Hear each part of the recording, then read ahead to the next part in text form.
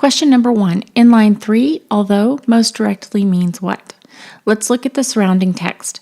We'd rather have the iceberg than the ship, although it meant the end of travel, although it stood stock still like cloudy rock and all of the sea were moving marble.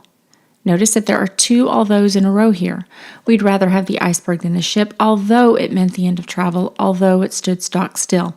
The first although gives us a hint to the meaning of the one in line 3. The best way to find the answer to this type of question is to plug in each of the answer choices in turn to see what fits best. And if we do that here, we see that even if makes the most sense.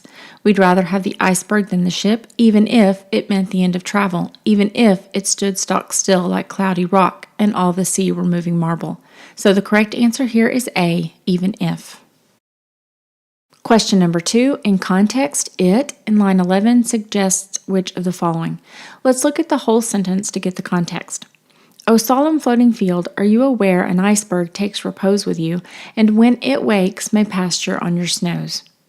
So the it's referring back to the iceberg, and the speaker is asking the solemn floating field if it's aware that the iceberg is taking repose or resting, and that when it wakes, it may pasture on the snows of the floating field.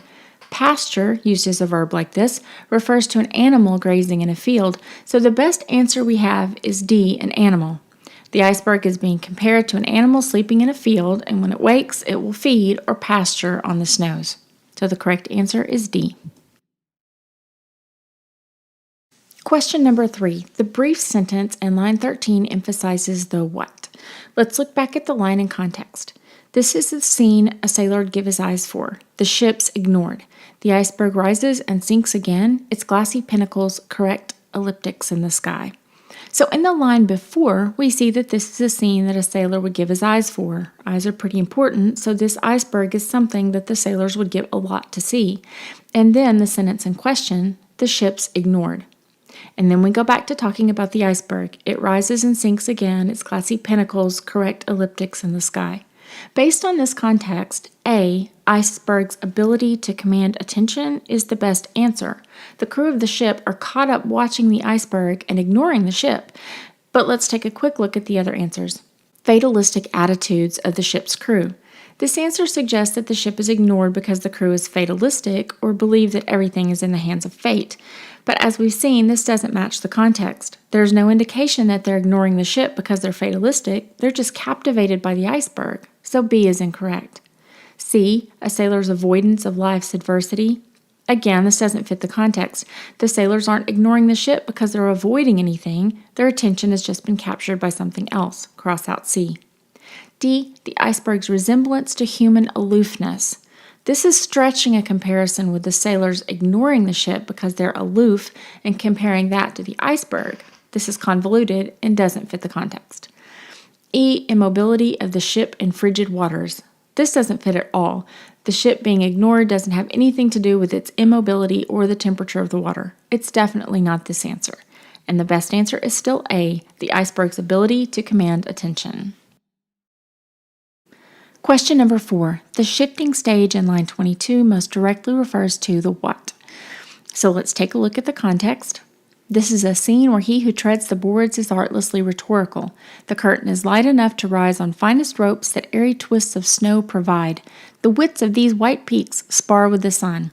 Its weight the iceberg dares upon a shifting stage and stands and stares. So we have a metaphorical imagery here.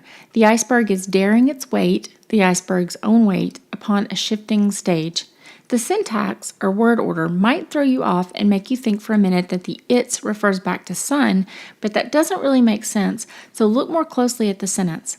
Its weight the iceberg dares can also be read, the iceberg dares its weight. So the iceberg is on a stage, metaphorically speaking. If you were looking out at the iceberg from a ship, the stage an iceberg would appear to be on would be which of the following? That's really what we want to know. So let's look at the answers.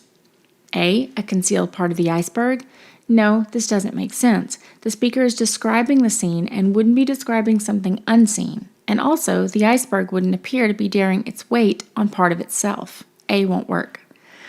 B, pinnacles of the iceberg. Again, the iceberg would not be daring its weight on the pinnacles or highest parts of itself. So no. C, surface of the sea. This makes sense. Viewing the iceberg from the ship, the iceberg would appear to be on the surface of the sea, and the fact that the sea is constantly moving would make it a shifting stage. So C is a good answer.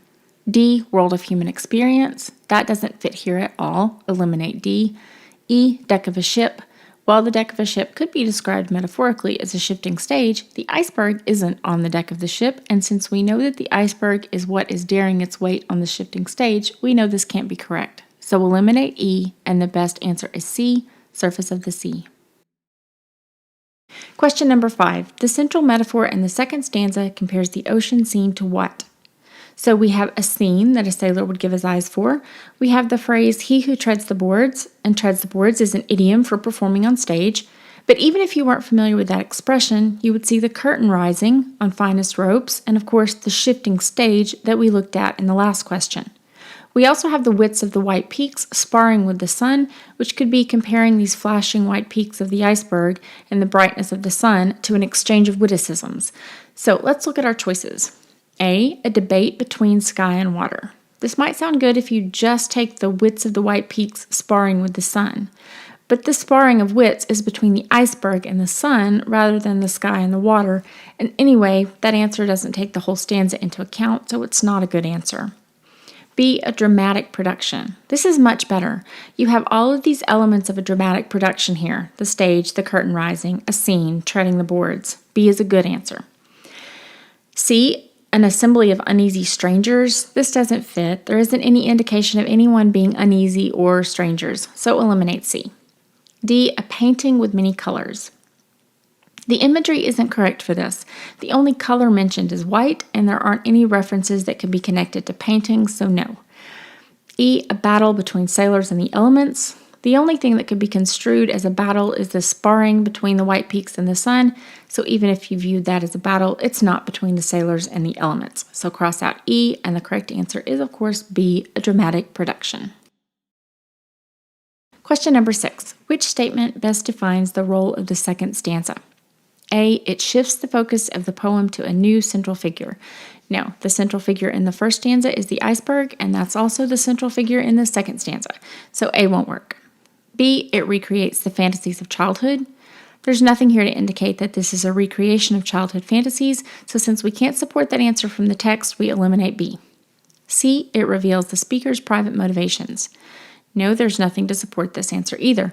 We don't get a hint of the speaker's private motivations from the stanza. The first line tells us that this is a scene that a sailor would give his eyes for, but even if you take that to be a revealing of motivations, it's not the speaker's private motivations, it's any sailor's motivation. So we really can't make this answer fit. Cross out C. D, it amplifies the regard expressed in the first stanza. This answer works. The first stanza is expressing praise or a high regard for the iceberg. The speaker would rather have the iceberg than the ship. And in the second stanza, the speaker goes even further. This is a scene that the sailor would give his eyes for. The ship is ignored in the presence of this attention-commanding iceberg. So the regard or admiration is amplified or increased in the second stanza. D is a very good response. E, it anticipates references to death and the grave in the third stanza. No, there isn't anything in the stanza that anticipates references to death, so E won't work. And the best answer is D, it amplifies the regard expressed in the first stanza.